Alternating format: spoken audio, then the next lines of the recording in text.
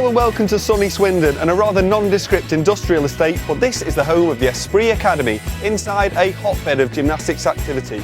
Let's go and speak with head coach Deb Howes. Now the first thing I noticed when we first got here is you all started with games. Looks like everyone's having really good fun. Is that really important to this club? As a club, it's very important for us that this is somewhere where they want to be, and yes, they do have to work hard, but you know, they can have a good game at the beginning and enjoy themselves. The games are an essential part at the start of every class. Make sure that they get them smiling at the beginning. You know, you've got to keep it fun, you've got to keep them interested to try and let them have some longevity in the sport. From its outset, Esprit has combined artistic, rhythmic and display gymnastics to create a unique outlook and approach to the sport. If someone does something good in rhythmic, we'll all stop and we'll watch it. If someone does something good on the bars while we're training, we'll all watch it. They'll do their conditioning, they'll do their ballet. Sometimes we'll do splits, stretching together, and then go off and do our own elements. You know, my rhythmic girls can understand how hard it is to do anything on the beam, and the artistic girls understand how difficult it is to do some of the catches and the elements that the rhythmic girls do. So our ethos is all about working together and enjoying each other's strengths and abilities.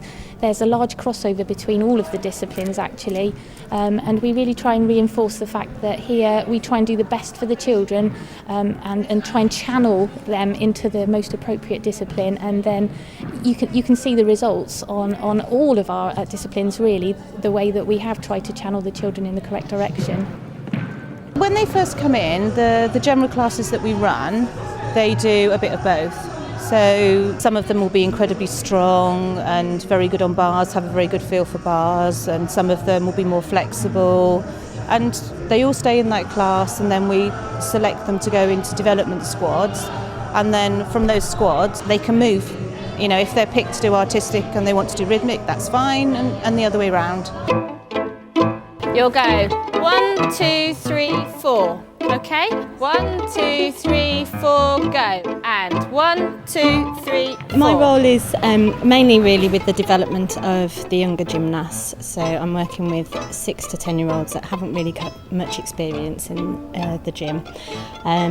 They've been identified to have some potential, and I'm working with them in a very fun way, trying to get them to love gymnastics and build on their conditioning, their flexibility and their rope handling or work, which is what you've seen today. Esprit are at the forefront of British rhythmic gymnastics, and as part of this they are also developing group routines, looking towards the future of the sport.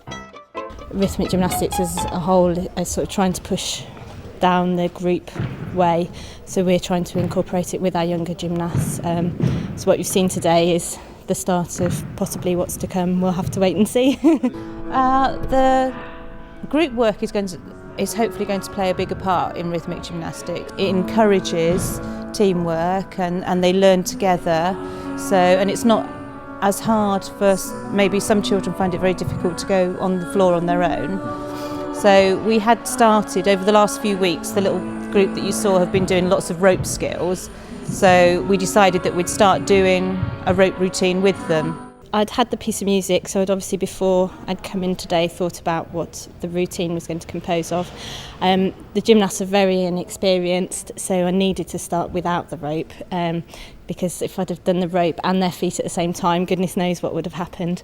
So what you saw today, I think it was only about 12 or 13 seconds, and that took an hour, so it's going to be a long way to get to a minute and a half. Put your hand up if you enjoyed doing that rope at the end. That's good. I think you worked really, really hard today. And when I was doing ballet up there and I was looking and watching you, you all tried really hard, didn't you? And you've done some really nice rope stuff. Good, you're trying really hard. You need to make sure that this is upright, yeah? Because can you think when you do your pirouettes, when you fall out of them, that's how you fall out of them as well, isn't it?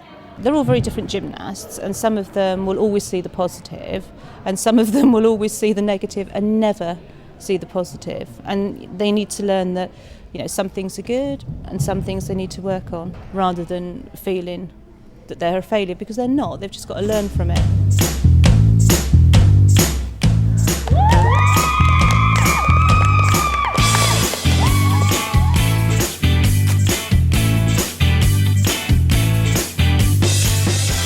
prepare their gymnasts for events, the club have created their own unique controlled competition format, allowing both artistic and rhythmic gymnasts to compete against each other.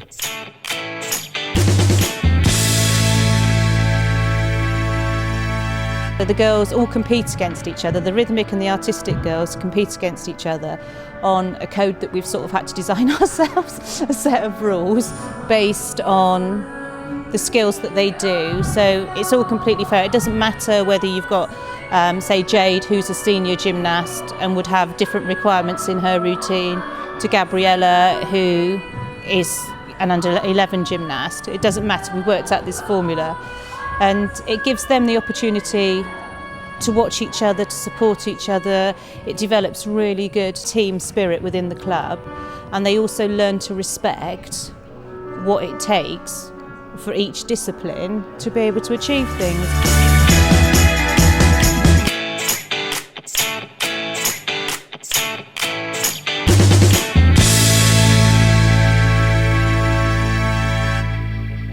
I've been 3 years in a row British champion, and I'm in the Welsh squad and the British squads, and I travel abroad lots with the Welsh squad. When I was about 6, I did artistic gymnastics, and down the corridor was the rhythmic gymnastics, and my coach told me that I wasn't strong enough for artistic and said, why don't I try it rhythmic?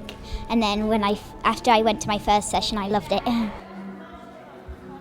Maybe do the pliés without music and then do the rest of it with go! What have been kind of your proudest moments looking back over the history of the club?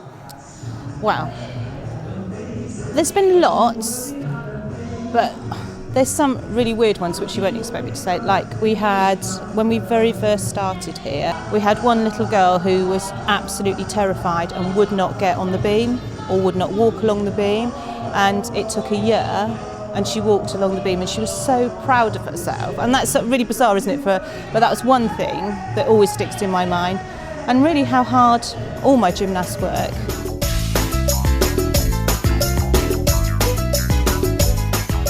Now obviously a lot's happened in the 6 years that Esprit's been here. What are you hoping for in maybe the next 6 years of the club's life?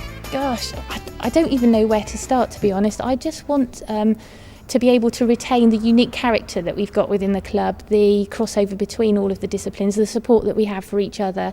I want to retain that type of character.